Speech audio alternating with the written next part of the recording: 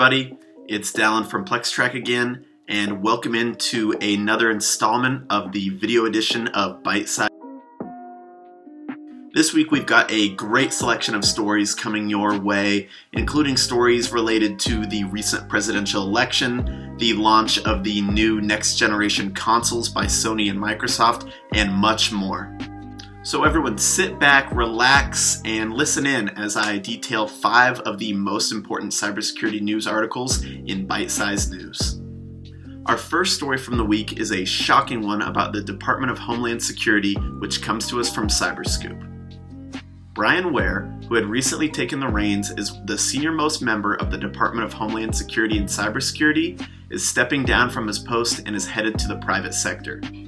Ware was a former entrepreneur in the technology space, but recently led the DHS Cybersecurity and Infrastructure Agency's effort to protect healthcare and pharmaceutical industry from criminal and state-sponsored hacking. Ware's last day on the job is today, Friday the 13th. Ware also told Cyberscoop that the reason for his departure is that he's looking to start a new technology company in the private sector. Additionally, Ware declined to comment if he was asked to leave his position directly by the Trump administration. To read the whole first article, click the first link below. Our second story from the week also comes to us from Cyberscoop and details cybersecurity efforts by the incoming Biden administration and the issues he will have transitioning on from the Trump administration. Former Department of Homeland Security chiefs cautioned earlier this week that Trump's administration is endangering national security by blocking the transition to Biden's presidency. The two administrations appear to be in a standoff that has stretched on for several days after news organizations like the Associated Press named Biden the victor of the presidential election. Despite the standoff, Biden has plowed forward with his plans for the executive branch, including the hiring of a team sprinkled with several former cybersecurity officials. However, the current Trump administration has made the transition difficult. For example, the Office of the Director of National Intelligence, or ODNI, stated that it would not work with the Biden team until the GSA ascertains a winner, which may take a while to develop. To read the full article, click the second link below. The next story from the week comes to us from ThreatPost and is related to this week's launch of the PS5 and Xbox Series X. While it is a big week for gamers across the globe, an army of retail bots threaten to drive prices up as much as 3 times retail price for the next generation of gaming consoles. Retailers were quickly cleared out of Xbox inventory on its Tuesday release date.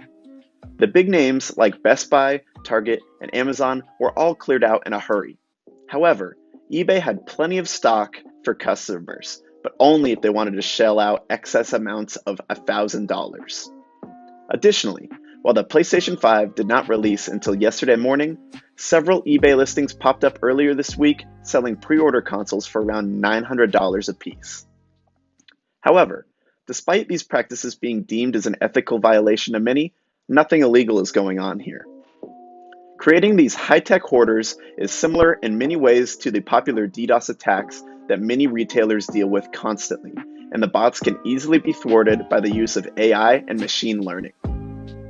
To learn more and read this whole article, click the third link below. Our fourth story from the week is an uplifting one about comic books from InfoSecurity magazine. A Texas security professional's dream of creating a comic book publishing company dedicated to titles about hacking is edging closer to reality. Robert Willis started a Kickstarter campaign to self-finance and create a publishing company called Paraneon. The comics have an interesting spin too, as they'll be written by hackers and for hackers.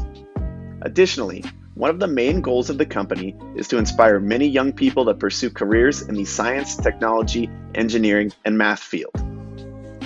With less than 2 days left in the campaign and only a modest $2,000 goal, it seems like Willis is well on his way to making his dream become a reality. The campaign currently has raised over $6,000, tripling the amount he was looking for. For those of you who are curious, the setting for the books, deemed the Paraneon universe, comprises technocentric cities, underground worker colonies, apocalyptic drylands, and much more. Additionally, all backers of the campaign will get the first titles published under Paraneon in a graphic novel titled Initiating Paraneon. To read the full article, click the fourth link below. Our last article from the week, which is from Krebs on Security, details another evil but sneaky plot by a hacker group. Ragnar Locker Team, a notorious ransomware group, has turned to Facebook using hacked accounts to run ads that pressure ransomware victims into paying up. Earlier this week, one of these ransomware ads appeared on Facebook, aiming to turn the screws on Italian beverage vendor Campari Group. Campari Group had previously announced on November 3rd that its computer systems had been breached by a malware attack. The Facebook ad directly contradicts a previous statement put out by Campari and states that they have offloaded 2 terabytes of data from Campari's network. The ad threatens that if they don't receive a ransom payment, the data would be published to everybody online. There's a lot still unknown with this story though. It is unknown if the group is bluffing or if it has all of the data it says it has. It is also unknown if the company will pay up to get the data or let it leak onto the internet.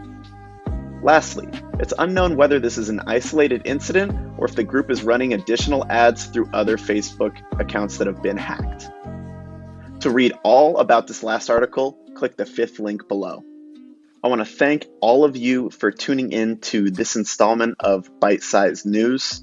Hopefully you learned something new or got filled in further about a cybersecurity headline that you'd already heard about this week.